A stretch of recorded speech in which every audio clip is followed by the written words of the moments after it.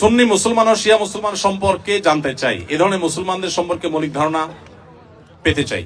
দেখুন, সুন্নি হলেন কোরআন এবং নবী করিম সাল্লাল্লাহু আলাইহি সাল্লামের সমস্ত হাদিসগুলো, বিশুদ্ধ সূত্রে বর্ণিত সমস্ত হাদিসগুলোকে যারা মানে, নবী সাল্লাল্লাহু আলাইহি সাল্লাম এবং তার সকল সাহাবী, তার পরিবারবর্গ সবাইকে যারা মানে, এদেরকে বলা হয় সুন্নি।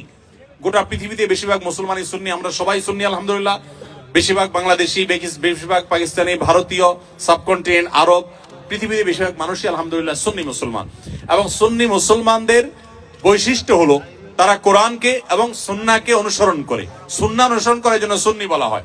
আর শিয়া হলো সেই সমস্ত মানুষেরা যারা আল্লাহকে মানে, নবী সাল্লাল্লাহু আলাইহি সাল্লামের নবুয়তকেও মানে, যদিও তাদের একটা গ্রুপ নবী সাল্লাল্লাহু আলাইহি সাল্লামের নবুয়ত নিয়েও সন্দেহ করে।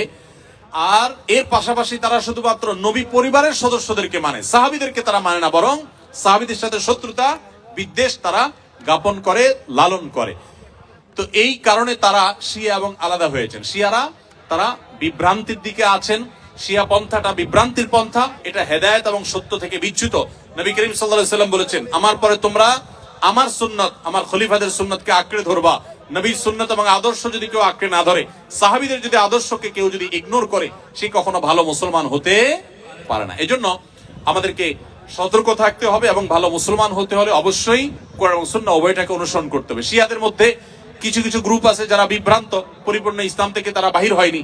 আবার দুই একটা গ্রুপ আছে তারা আম্মা জান আয়েশার চরিত্রে কালিমা লেপন করে, কোরআনের আয়াত নিয়ে সন্দেহ করে, নবী সাল্লাল্লাহু আলাইহি সাল্লামের রিসালাত নিয়ে সন্দেহ করে তারা ইসলামের গণ্ডি থেকে খারিজ হয়ে গেছেন।